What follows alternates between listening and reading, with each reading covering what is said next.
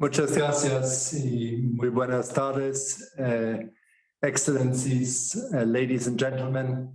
It's really an honor to speak after such an excellent list of speakers, such a deep and engaging set of presentations. And it's always a pleasure to be back in Mexico. I used to be in Mexico, and I actually believe that I had the honor of meeting Her Excellency Marta Delgado in the preparations of the Cancun summit a little over 10 years ago, when I was quite often in Mexico City supporting that conference. And I've since then always enjoyed collaborating with Mexico. Also, we were very pleased to have His Excellency Ricardo Torres as a speaker in one of the ICAT webinars 2 years ago. So it's very nice to be back. I will talk about climate action transparency, and I'll start off by explaining the role of climate transparency. Then I'll introduce or give you a brief overview of some of the tools and methodologies before then highlighting some applications of these methodologies in Mexico. Next, please. Before I do that, I just want to briefly introduce ICAT to you, since I'm sure not many of you know us. And just to highlight that we are a partnership of several institutions. We're funded by two governments, Germany and Italy, and two philanthropic foundations, Climate Works Foundations and the Children's Investment Fund Foundation. And then we have a number of partners that we work with. Next, please. Most importantly, we have more than 50 partner countries all over the world, across all continents, and including some big countries like Mexico, or at the other end of the globe, China, but also many small countries and more and less developed countries. Next, please. So let me highlight the role of climate action transparency. Next, please.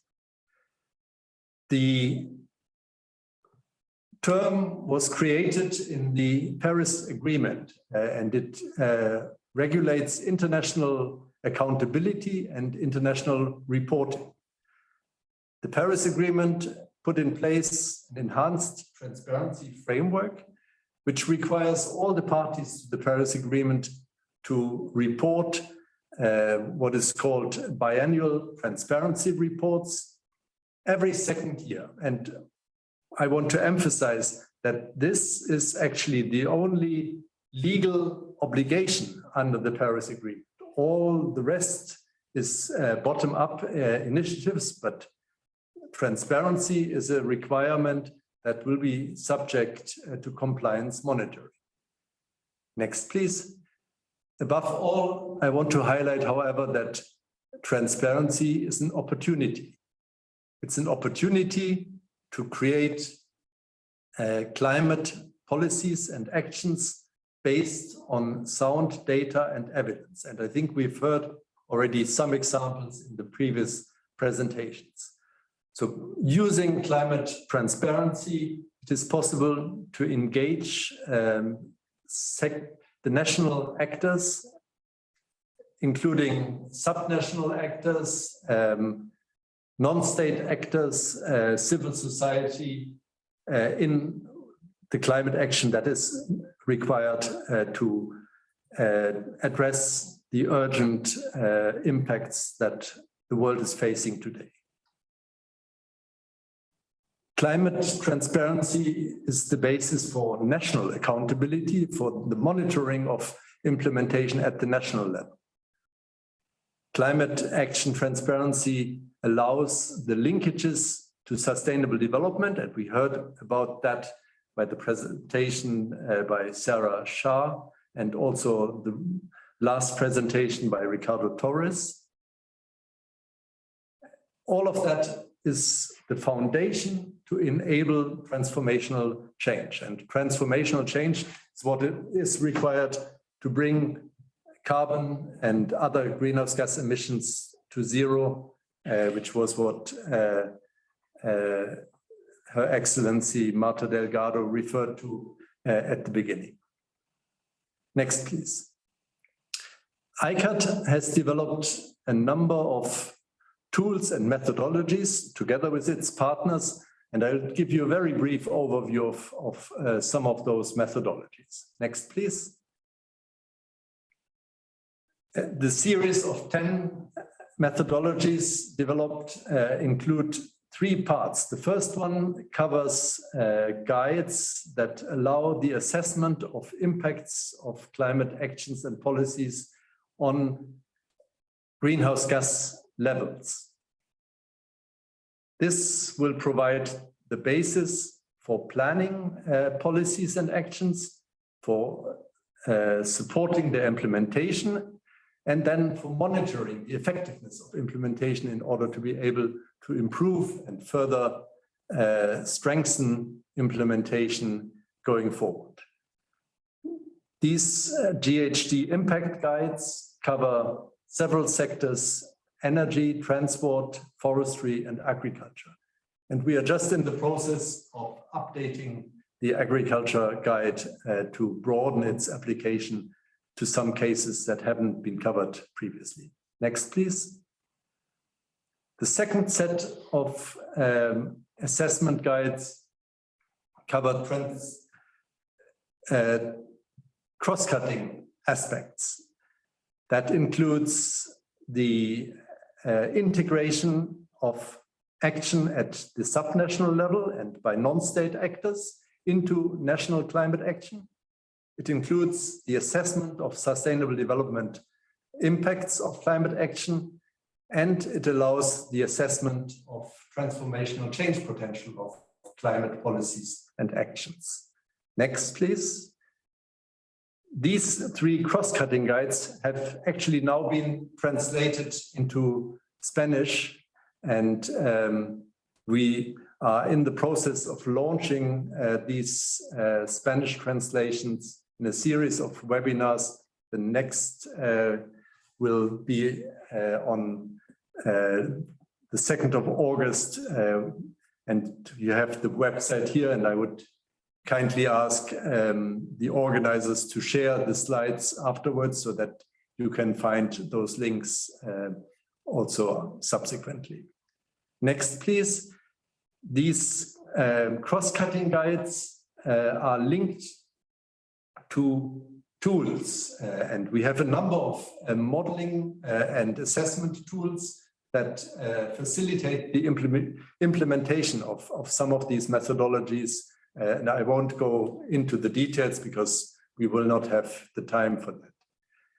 We are also in the process of adding additional guides covering, for instance, an important aspect, which is just transition to ensure, which is a very important aspect of sustainable development, integration of climate policies and actions. Also, the integration of air pollution into climate MRV systems. And finally, the monitoring of climate finance, which is a key element of the enhanced transparency framework, but even more important, as we heard already now from Ricardo Torres, for the implementation of climate action. Next, please. Now, these more substantive guides are then supplemented by 2 process guides, which cover the participation of non-state actors and other parts of civil society, and technical review. So these are process guides that allow to improve and ensure the quality of the assessments made using the other assessment guides that I mentioned before. Next, please.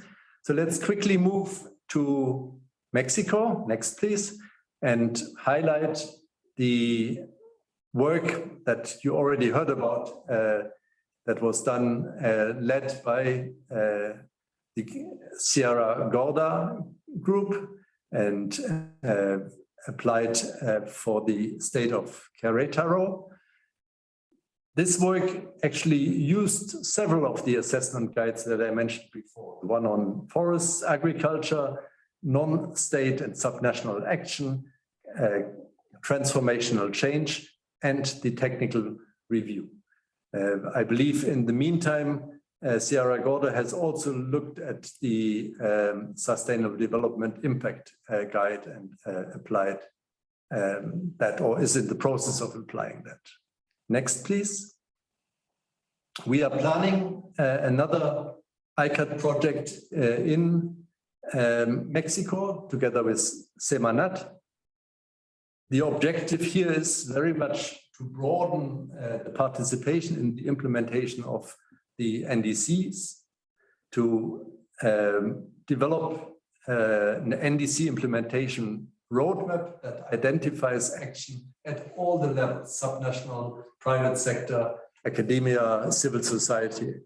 And it will develop an MRV system to ensure follow-up of actions at these levels, and also cover some of the important linkages between adaptation and mitigation, especially for the LULUCF sector that we have already heard about in some of the previous presentations. So this project is under development. So some of the details that you see here might still change, but we hope we will be able to kick it off very soon. And I would be pleased if then many of those that are participating in this workshop today will be back and linked to some ICAT activities, and it would be even more wonderful if I could meet some of you then at that opportunity. So that concludes my brief overview. Next, please. And I want to thank you again for inviting us, and to wish you all very much success with the next steps of